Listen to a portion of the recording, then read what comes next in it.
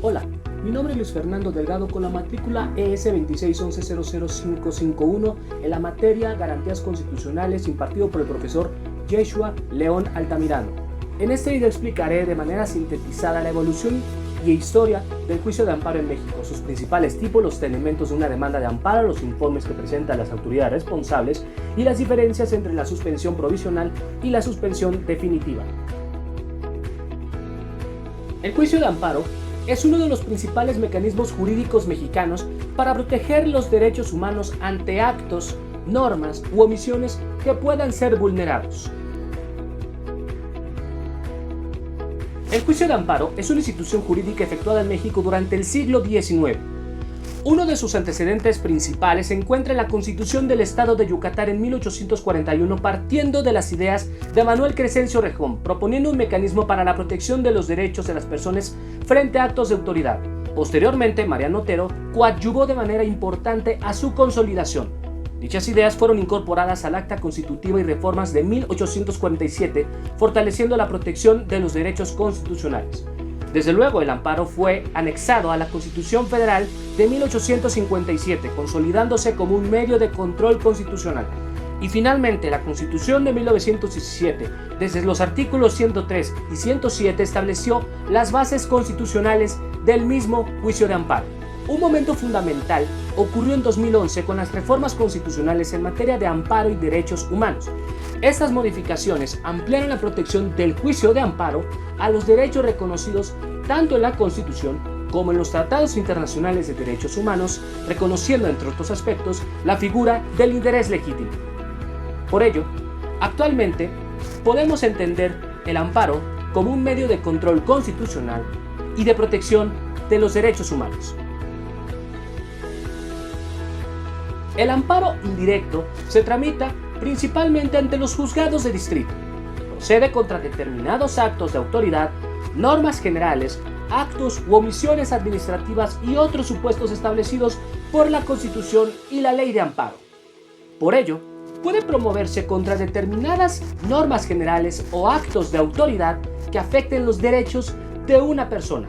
Su característica principal es que, por regla, no se promueve contra una sentencia definitiva, sino contra los actos y supuestos que la legislación permite reclamar por medio de esta vía. Por otro lado, el amparo directo procede elementalmente contra sentencias definitivas, laudos y resoluciones que ponen fin a un juicio, emitidos por tribunales judiciales, administrativos o laborales.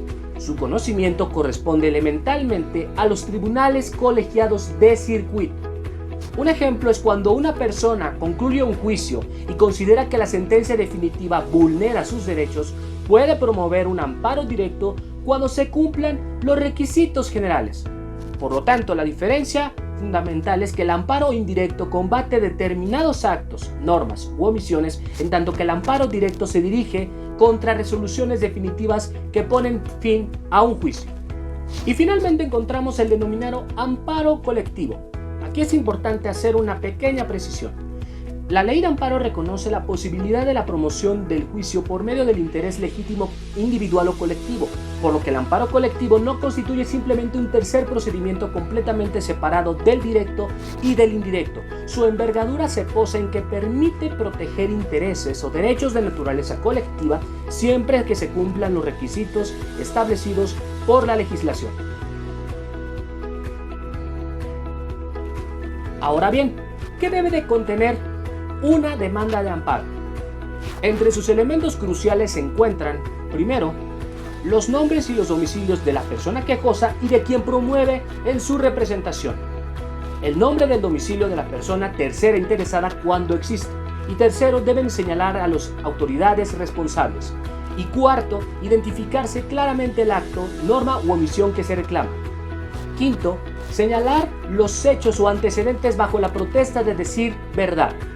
Sexto, precisarse los preceptos constitucionales y derechos humanos que consideren violados. Y finalmente, expresarse los conceptos de violación, es decir, los argumentos jurídicos por medio de los cuales se explica el por qué el acto reclamado vulnera los derechos de la persona quejosa. Otro aspecto importante son los informes que presentan las autoridades responsables. El informe previo se relaciona principalmente con el incidente de suspensión. La autoridad informa si son ciertos o no los actos reclamados, proporcionando elementos para que el órgano jurisdiccional pueda resolver sobre la suspensión. Por otra parte, el informe justificado se relaciona con el fondo del juicio de amparo. La autoridad responsable expone las razones y fundamentos que considera pertinentes respecto del acto reclamado. Por tal tanto, podemos resumir la diferencia de la siguiente forma.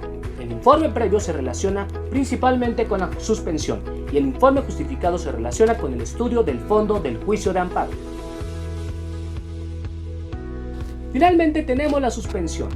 La suspensión provisional es una medida cautelar que puede concederse durante la etapa inicial del incidente de suspensión cuando se cumplen los requisitos legales. Su objetivo es evitar temporalmente que el acto reclamado produzca diferentes efectos en tanto se analiza la situación y lo resuelve lo correspondiente. Por otro lado, la suspensión definitiva se determina después de la tramitación correspondiente del incidente de suspensión y puede mantener sus efectos durante el tiempo que determine el órgano jurisdiccional conforme a la legislación aplicable. Actualmente la ley de amparo contempla el análisis de la apariencia del buen derecho y el interés social y los requisitos correspondientes a la naturaleza y existencia del acto reclamado. Podemos decir en términos sencillos que la suspensión provisional constituye una protección inicial intemporal y la suspensión definitiva la determinación adoptada posteriormente dentro del incidente de suspensión y mantiene sus efectos durante un periodo distinto.